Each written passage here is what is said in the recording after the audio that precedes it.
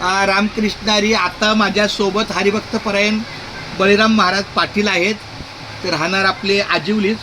आणि यांचा परिचय म्हणजे हे गायनाचारी आहेत. गायनाचारी यांनी म्हणजे आम्ही एकत्र बसलो होतो. एक अजून एक द्या, एकदा लिहा. मला असं वाटतं ही वळ पूर्ण केली तर बरं होईल.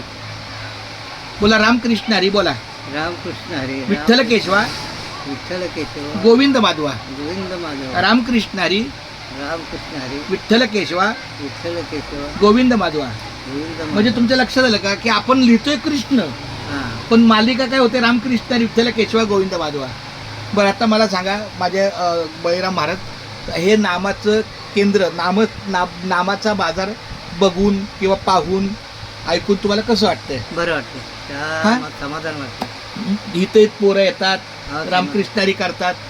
दुसरा विषयच नाही, तर विषय तो त्याचा झाला नारायण. झाला नारायण. बस त्याला झालं महात्मा पिता.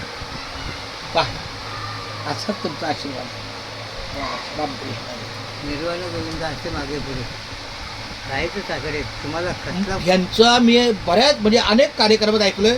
सलग 3 तास बसून त्यांचा फार मोठा गायनाचा पट्टा आहे. फार मोठे संत हे गायनाचारी आहेत. 3 तास, 1.5 तास सलग, एक 10 मिनिटाची विश्रांती, पुन्हा 1.5 तास, 3 तासाचं भजन. आता माऊलीने एक मनोदय व्यक्त केलेलं आहे.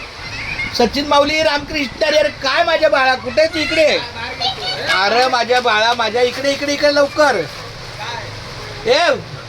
आणि काय बोलायचं? रामकृष्णारी. हे घे रामकृष्णारी. पहिला रामकृष्ण बाबाने कर.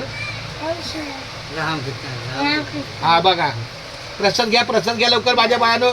पहिला एक प्रसाद, मग पांडुरंगाचा, पंढरीचा.